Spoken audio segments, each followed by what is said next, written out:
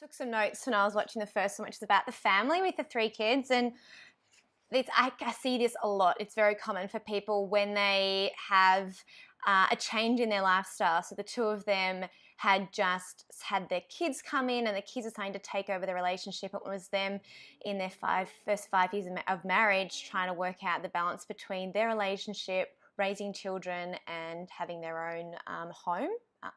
And it was really interesting that what she kept saying is that I don't want our kids to learn from us. And I hear that often. I want my kids to grow up in an organised home because I didn't, or because I don't want them to take on my bad habits. And I think that's like for any of us in our 30s, it's like, wow, I'm going to be influencing small people around me. I really need to have a check-in on what my actions are. So that's a really common trigger I see for people with young families. And it is really common, of course, for people to feel quite emotional as they're going through the process and kind of like badgering at each other.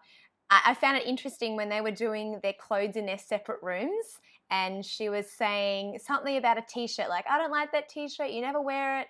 That is hands down one of the most common things I see. It is like, I want to keep this, but my wife doesn't like it, or then the wife trying to convince the husband to get rid of it.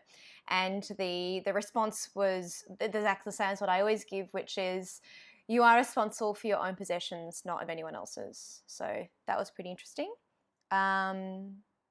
I found it nice that Marie bought boxes. I didn't know she did that because we do that as consultants. Well, I know I do that. I take boxes to people's homes and I collect them too. I do know that Marie collects boxes. She told us that. And then I found it having the husband's clothes in the kids' playroom. I see that all the time. Or I see the husband's stuff in the kids' room, and the question is, well, what about when the kids get bigger and they start going to school? Like, where is all their stuff going to go without me having to buy a bigger house, which obviously most people can't afford. So that was really common. I think like the key difference of the reality of doing a full home declutter of a young family, and from what you saw in the TV show, was that Marie left them and they did it on their own. But they weren't actually doing it on their own. They had trained KonMari consultants there with them in the US. So why it may have looked that Marie was only there for 3 days for maybe an hour, they probably had more like 20 hours of consulting hands-on in that home. I think that was a big thing that was probably missed, and I know that us consultants will talk about that a little bit. So that's a bit of a reality check. So if you do have me come into your home, or another consultant, organising consultant come in, it will be a lot more hands-on, and depending on the motivation of your family, you can do a bit your own. And I really do encourage that. I encourage people to go in and do their own consulting. Consulting each other as a family, it's really beautiful. So I do obviously prescribe homework for families to do, and often they will do it, and other times it's just a lot quicker if I'm in there with them. Folding as a family, yes, that is a reality, and it is done, and it is very sweet. And the kids sometimes get in there too. That's probably one of my favourite categories, the clothes, because we do all the folding. The books is just heavy lugging, and paper is just hard work. Miscellaneous can be a bit of a mind spin, but the folding of clothes is always really fun. One thing that they did go through some of the toys with the kids. Those kids were way too young. Like, you would have just noticed that the kids said, yes, I love it. Yes, I love it. Of course, kids under 7 are going to say, yes, I love it.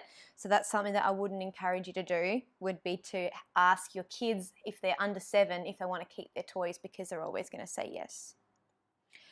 A key difference, I know that some of the other consultants will say this potentially as well, was with the big bags of trash. Like, you would have seen that, there was that image in the kitchen of all like 6 or 7 big trash bags.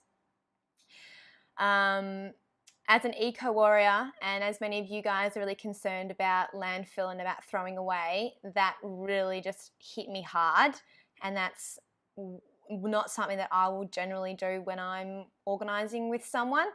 We will make sure that when everything goes to a op shop, it's in a nice bag, it's nicely folded, which means that it comes to those people who are often in those op shops donating their time. They're not going through people's old dirty laundry. They are just going to be receiving clothes that are folded and have been well cared for but are ready for their new home. And then, of course, we have a massive focus on recycling and home sanctuary. So that was a big difference. And I think that just to close out, there was a really lovely quote that Marie said that I haven't heard her say before. And when Rachel, the mother, asked, "How do I approach the kitchen when I'm in here all the time? It's a space that I'm always working in and I'm never going to be able to keep it perfect." And Marie's response was, "Approach it lightly," which was basically saying to her, don't worry about the kitchen as much as anywhere else, because that is the heart of your home. And I've never heard her say that before, and I loved it. In fact, I might use it this coming week with my clients. So approaching areas in the home that you are in regularly, approaching it in a lighter way. Anyway, that's all from me. I hope that little review helped. And if we want more of them, let me know. Chat soon.